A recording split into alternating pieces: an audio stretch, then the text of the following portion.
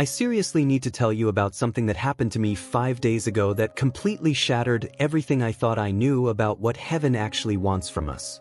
I had an encounter with Jesus where I asked him the one question that has tormented believers for 2,000 years, and his answer didn't just surprise me. It left me weeping on my knees, realizing that nearly everything we've been taught about pleasing God has been backwards.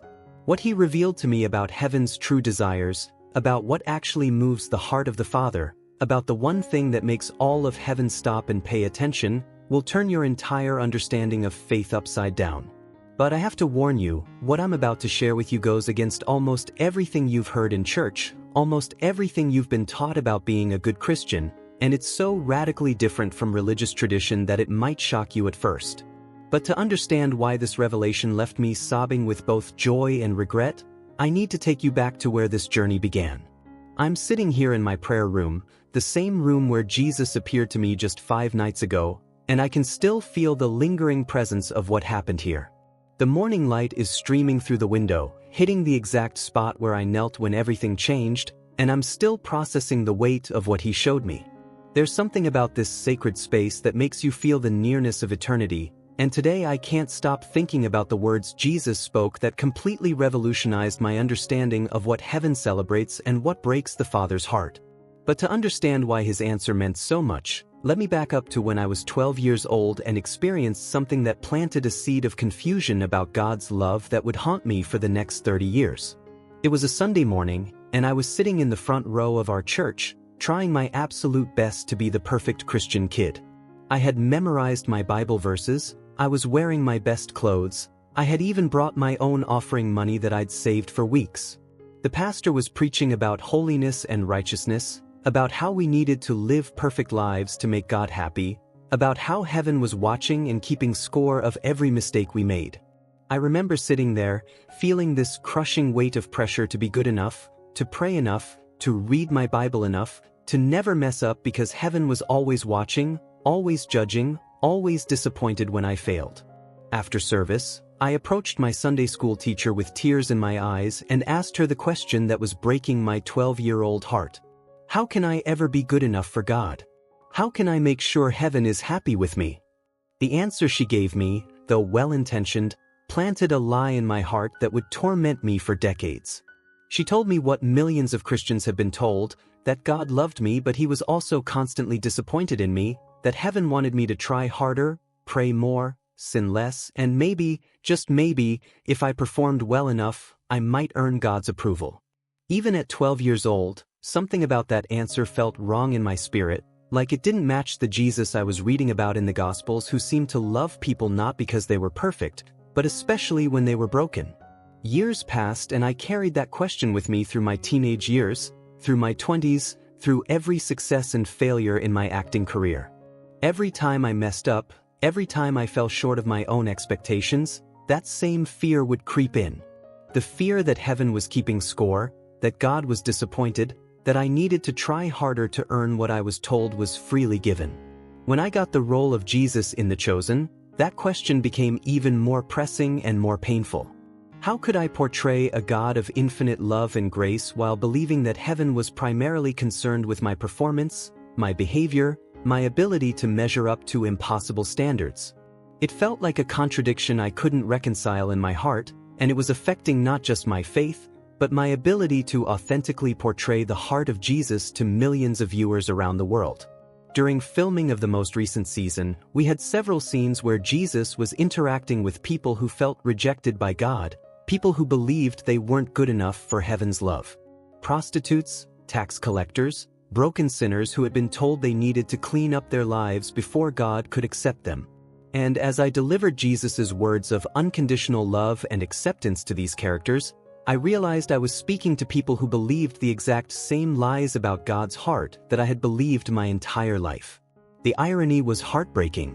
Here I was, portraying the Son of God, telling others about heaven's unlimited love, while secretly believing that heaven was disappointed in me, that I needed to perform better to earn what Jesus died to freely give. The contradiction was tearing me apart from the inside, and I knew that if I was going to continue in this role, I needed to find the truth about what heaven really wanted from us. That night after filming those scenes, I couldn't sleep. I kept thinking about the look in those actors' eyes when Jesus told them they were loved unconditionally, the way their faces lit up with hope and wonder, and I realized I had never experienced that kind of freedom in my own relationship with God. I had been performing for heaven my entire life, trying to earn what I was told was already mine, exhausting myself with religious obligations that never seemed to be enough. I started researching what the Bible actually says about what pleases God, what heaven celebrates, what moves the heart of the Father. I dove deep into the original Greek and Hebrew texts, studied the words Jesus used when he talked about the Father's love, and discovered something that stunned me. The scriptures painted a completely different picture of heaven's desires than what I had been taught in church. I learned that the Greek word for pleasing that Paul uses when he talks about living to please God doesn't mean performing perfectly or following rules flawlessly. It means walking alongside and bringing joy through relationship. I discovered that when Jesus talked about what makes the Father happy, he almost never mentioned religious performance. Instead, he talked about love, mercy, forgiveness, and authentic relationship. I found passage after passage where God expressed frustration not with people's failures, but with their religious pretense, not with their weakness, but with their pride, not with their humanity, but with their attempts to earn what was freely given. But all my research still left me with intellectual knowledge rather than heart knowledge.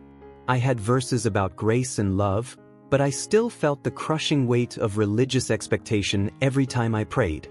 I still found myself apologizing to God for not being better, for not praying more, for not reading my Bible enough, for not witnessing to enough people. The performance mentality was so deeply ingrained in my spiritual DNA that even knowing the truth intellectually couldn't set me free emotionally. I was living in a prison of my own making, believing that heaven wanted something from me that I could never fully give. The breaking point came 3 weeks ago during one of the most challenging filming days we've ever had. We were shooting the scene where Jesus washes the disciples' feet, and I was struggling to capture the heart behind that moment. The director called cut for the 5th time, and I could feel the frustration building on set. Everyone was looking to me to bring something deeper, something more authentic to this pivotal scene, but I felt empty, disconnected, like I was trying to portray a love I didn't fully understand. During our lunch break, I found myself alone in my trailer, staring at my reflection in the mirror, and I barely recognized the man looking back at me. Here I was, playing the role of Jesus, the very Son of God who came to show us the Father's heart, and I was more confused about God's love than ever before. The weight of that realization hit me like a physical blow. How could I show millions of viewers the unconditional love of heaven when I had never experienced it myself? How could I portray the freedom that Jesus offers when I was still enslaved to religious performance and the fear of disappointing God? The hypocrisy was suffocating me, and I knew that something had to change, not just for the sake of the show, but for the sake of my own soul. That afternoon, as we prepared to reshoot the foot-washing scene, something inside me broke open. As I knelt down to wash the feet of the actor playing Peter, I felt this overwhelming wave of emotion that had nothing to do with the script. I was thinking about how Jesus, the creator of the universe, humbled himself to serve his followers, not because they had earned it, not because they were performing well, but simply because he loved them. In that moment, I realized I had been trying to earn the love that Jesus was demonstrating in that very scene. I had been performing for the applause of heaven when heaven was already applauding simply because I was his child. When we wrapped that day, I drove home in complete silence, my mind racing with questions that had been building for years. If God's love was truly unconditional, why did I feel so much pressure to perform? If heaven's acceptance was based on Jesus' righteousness and not my own, why was I still trying to earn what was already mine? If the Father's heart was truly like Jesus' heart, why did I feel more like a disappointing employee than a beloved son?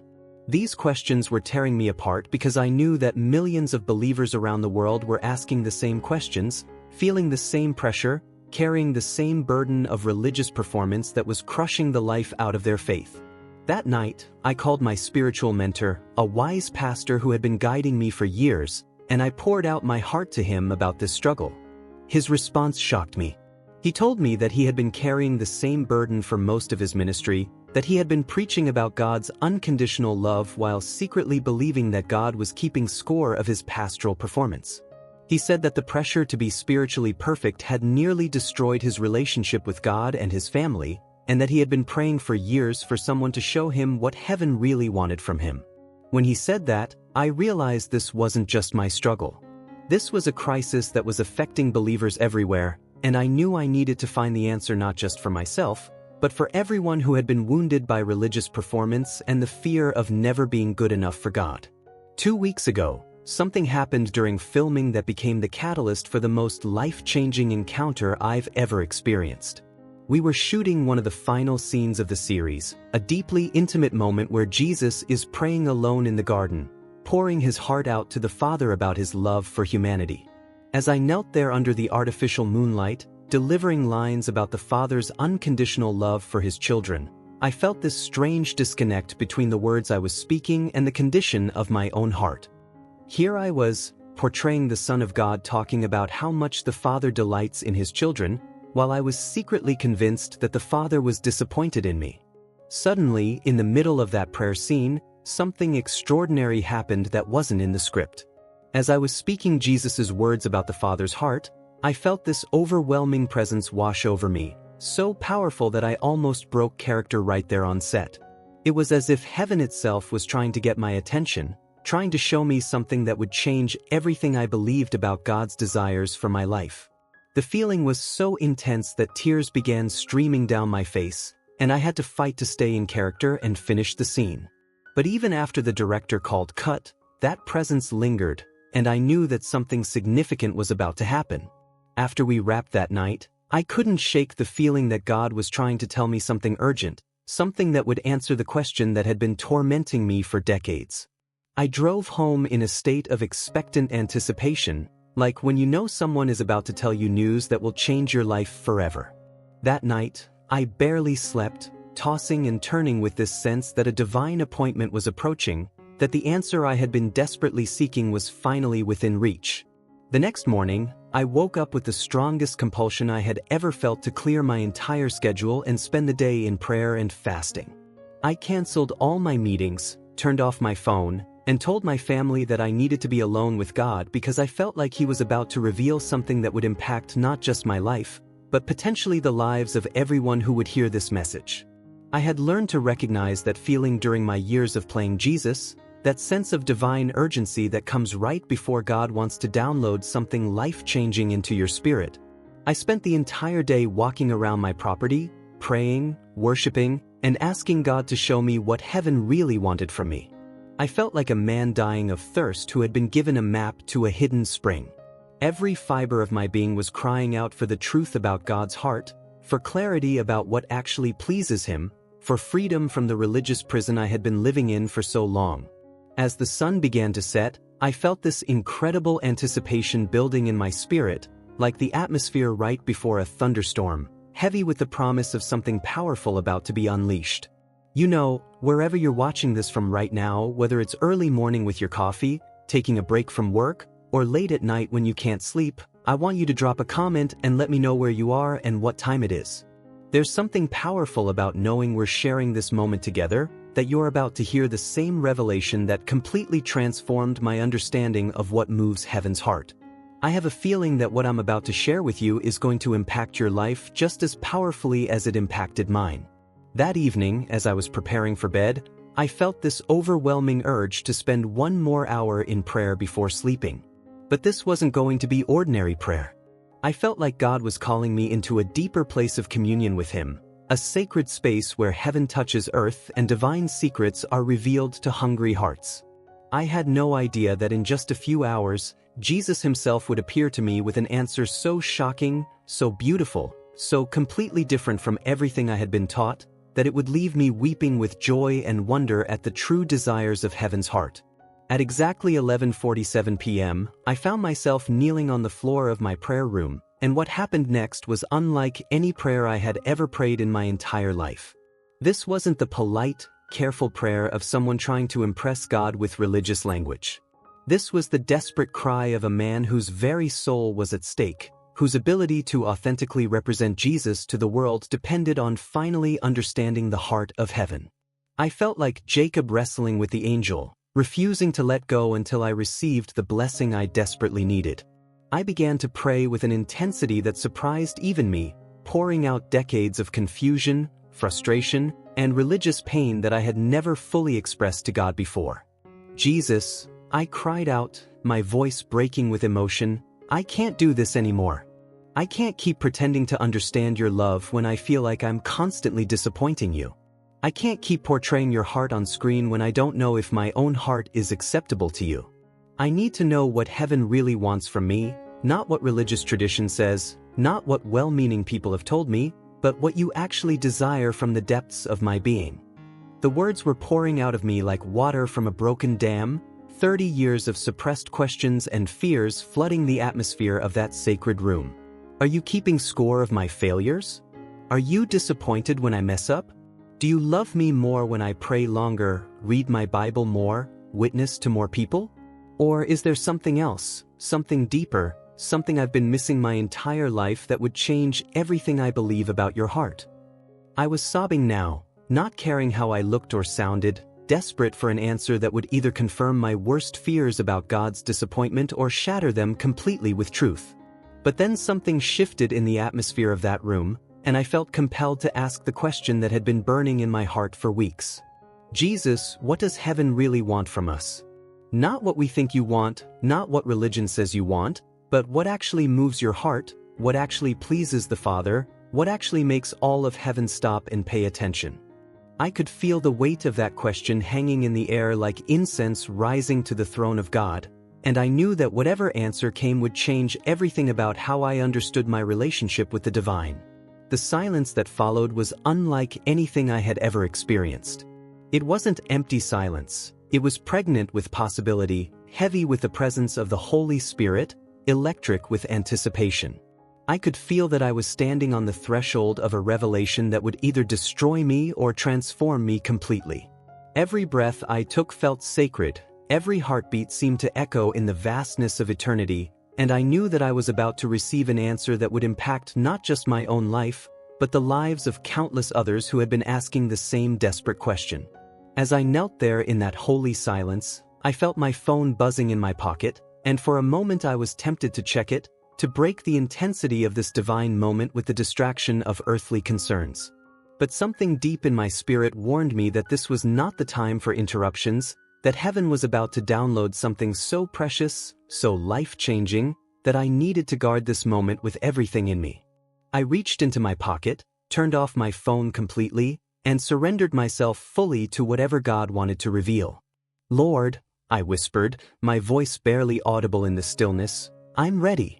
I'm ready to hear the truth about what you really want from me, even if it's different from everything I've believed, even if it challenges everything I've been taught, even if it means I have to start over completely in my understanding of who you are and how you love.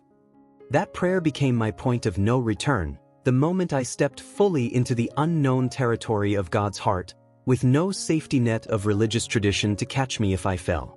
That night, I fell asleep on the floor of my prayer room, too exhausted from the intensity of that encounter to even make it to my bed. But as I drifted off, I felt this incredible peace wash over me, the peace that comes when you know you're about to receive an answer that will change everything. I had no idea that in just a few hours, I would wake up to find Jesus himself standing in that very room, ready to reveal the truth about heaven's desires that would shatter every religious misconception I had ever believed and replace them with a love so pure and perfect that it would leave me sobbing with joy for hours. I woke up at exactly 3:33 a.m. with the overwhelming sense that I was not alone in my prayer room. The atmosphere was so thick with divine presence that it felt like breathing liquid love, and before I even opened my eyes, I knew that something extraordinary was about to happen. When I finally looked up, there he was. Jesus, standing in the corner of my room, radiating such pure love and acceptance that every religious fear I had ever carried instantly melted away. His eyes held no disappointment, no judgment, no scorekeeping frustration. Instead, they sparkled with the kind of joy a father has when his beloved child finally comes home. "Jonathan," he said, and his voice carried the sound of perfect love, I've been waiting for you to ask that question your entire life. Tonight, I'm going to show you what heaven really wants, and it's going to shatter every lie you've believed about my Father's heart." As he spoke, the walls of my prayer room dissolved, and suddenly we were sitting in the most beautiful garden I had ever seen. The colors were more vivid than anything on earth, and I could feel the love of the Father pulsing through every flower, every tree, every blade of grass. "This," Jesus said, spreading his arms wide, "is what the heart of heaven looks like.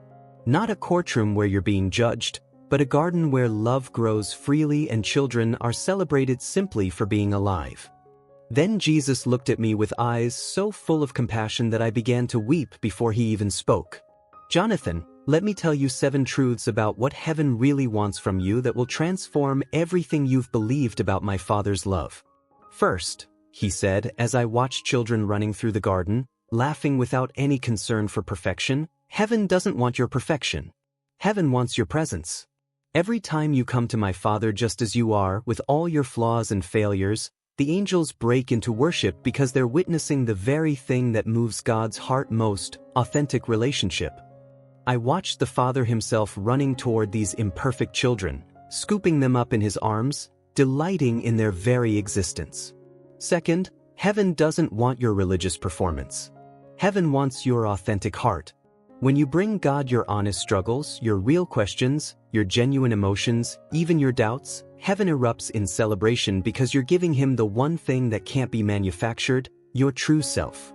I saw broken prayers being met with divine embrace, while elaborate religious performances were met with gentle sadness from the Father's heart. Third, heaven isn't keeping score of your failures. Heaven is keeping track of your trust. Every time you mess up and still choose to run toward God instead of away from him, all of heaven celebrates because you're demonstrating the faith that moves mountains. I saw a celestial scoreboard recording not sins and good deeds, but moments of trust and instances of faith. Fourth, heaven doesn't want your strength. Heaven wants your weakness, because that's where my power shows up most clearly. Your weakness is not your disqualification from heaven's blessings. It's your invitation to experience heaven's power. I watched people in their weakest moments being met with supernatural strength, broken individuals experiencing miraculous healing. Fifth, heaven doesn't want your guilt and shame. Heaven wants your freedom and joy. When I died on that cross, I was demolishing the entire system of shame that keeps my children from experiencing the freedom I died to give them.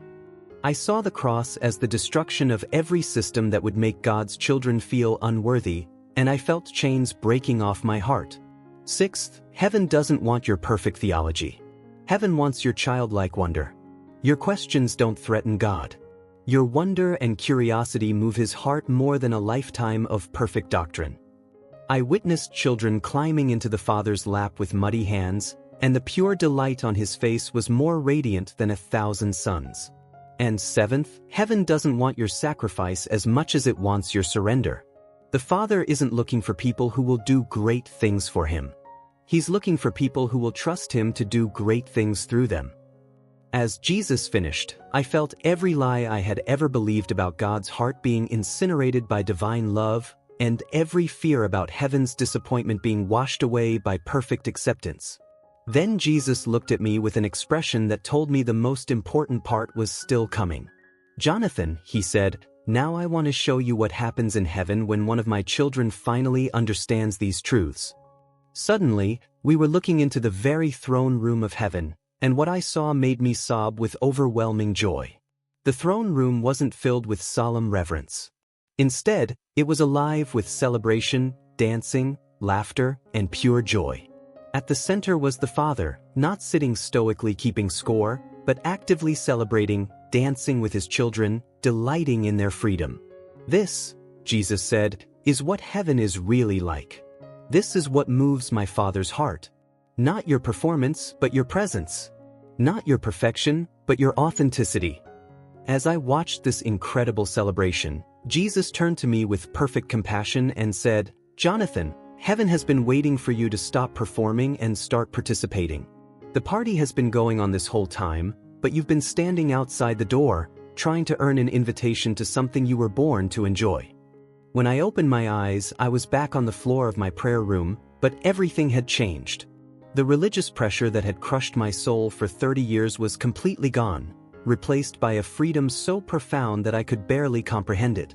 I felt like a man who had been carrying a 100-pound weight on his back his entire life, only to discover that it was never his to carry in the first place. The guilt, the performance anxiety, the constant fear of disappointing God, all of it had been incinerated by the fire of divine love I had just experienced. I spent the next 3 hours sitting in that room, weeping tears of pure joy and relief. Every prayer I had ever prayed out of obligation now felt like a love letter I wanted to write. Every Bible verse I had read to earn points with God now sparkled with the beauty of a father's heart revealed to his beloved child. The transformation wasn't just emotional, it was cellular, like every atom in my body had been recalibrated to a new frequency of love and acceptance. The very next day, I had to return to set to film our final scenes, and the difference was immediately obvious to everyone around me. When I stepped into the role of Jesus, it wasn't acting anymore. It was simply expressing the love that was now flowing freely through me. The director pulled me aside after the first take and said, "Whatever happened to you yesterday, bottle it, because you're portraying a love that's so authentic it's making everyone on set emotional." I realized that I couldn't give what I didn't have, and for the first time in my career, I was portraying a love that I was actually experiencing. During our lunch break, I found myself surrounded by cast and crew members who wanted to know what had changed in me. I began sharing the 7 truths that Jesus had revealed, and something extraordinary happened. Grown men began weeping as they heard that heaven wasn't keeping score of their failures. Women who had carried religious shame for decades sobbed with relief when they learned that God wanted their authenticity more than their perfection. One of our makeup artists, who had been struggling with feeling unworthy of God's love, looked at me with tears streaming down her face and said, "Are you telling me that heaven actually wants me just as I am?" When I nodded, she broke down in the most beautiful way, 20 years of religious performance melting away in a single moment. That night, I called my spiritual mentor, the same pastor who had confessed his own struggle with religious performance, and I shared every detail of the encounter. As I spoke, I could hear him weeping on the other end of the line. When I finished, there was a long silence before he said, "Jonathan, I've been in ministry for 40 years, and what you just shared with me is the gospel I've been trying to preach but never fully understood. This isn't just a revelation for you. This is a message that millions of believers desperately need to hear."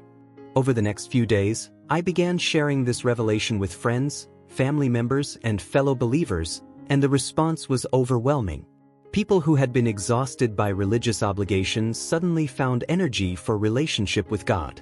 Individuals who had given up on faith because they could never measure up discovered a love that required no measuring. Parents who had been raising their children with religious fear began teaching them about a Father who delights in their very existence. But the most profound change was in my own prayer life. Prayer was no longer something I did to earn points with God or to fulfill a religious obligation. It became a conversation with a Father who was genuinely excited to hear from me, regardless of how spiritual or eloquent my words were. I started praying about everything: my fears, my dreams, my silly thoughts, my deep questions, because I finally understood that heaven was more interested in my heart than in my performance. Now, every time I wake up in the morning, I don't feel the crushing weight of trying to be good enough for God. Instead, I feel the incredible lightness of being loved unconditionally and the exciting anticipation of seeing how that love will express itself through me that day. When I mess up, instead of spiraling into guilt and shame, I run toward God knowing that my failures are opportunities for His grace to shine even brighter. The prison of religious performance has been replaced by the playground of divine relationship, and I finally understand what Jesus meant when He said His yoke is easy and His burden is light. This revelation hasn't just changed my relationship with God, it's transformed how I see every person I encounter. I now look at people through heaven's eyes, seeing not their performance or their failures, but their incredible worth as beloved children of the Father. And I understand now why God gave me this encounter to share with the world, because there are millions of people carrying the same religious burden I carried for 30 years, and heaven is desperate for them to know the truth about what really moves the Father's heart. As I'm sitting here sharing this life-changing revelation with you, I can feel the same presence that filled my prayer room that night. The Holy Spirit is moving right now, wherever you're watching this, ready to break the chains of religious performance that have been crushing your soul just like they crushed mine for 30 years. Father God, I pray right now for every person watching this who has been exhausted by trying to earn your love instead of simply receiving it. I pray for those who have carried the crushing weight of religious performance, who have believed the lie that heaven is keeping score of their failures. Lord, let the truth that your Son just revealed to me wash over their hearts like a tsunami of divine love, destroying every lie they've believed about your heart. I pray for the mother who feels guilty about not praying enough, for the father who feels like a spiritual fraud, for the teenager raised in church but feeling like faith is just rules and performance, and for the pastor secretly struggling with inadequacy. Father, show them all that you want their authentic hearts more than their perfect performance.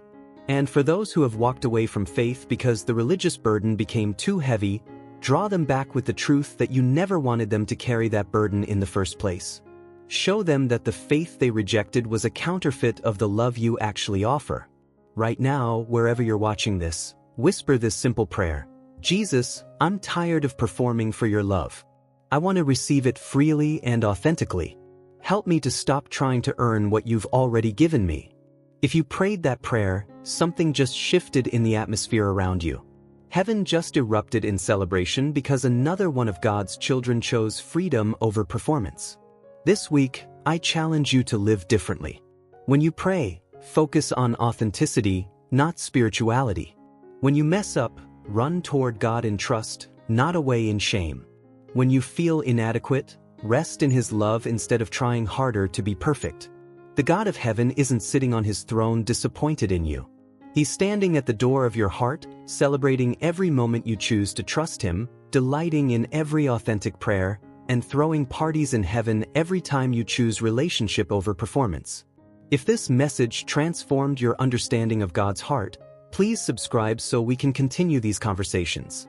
And in the comments, share your story about religious performance or how this revelation is changing your relationship with God. Your story might be exactly what someone else needs to find their freedom. Remember, heaven doesn't want your perfection, it wants your presence. Heaven doesn't want your performance, it wants your authenticity. You are loved unconditionally, not because of what you do for God, but because of who you are to God, His beloved child. In Jesus' name, Amen.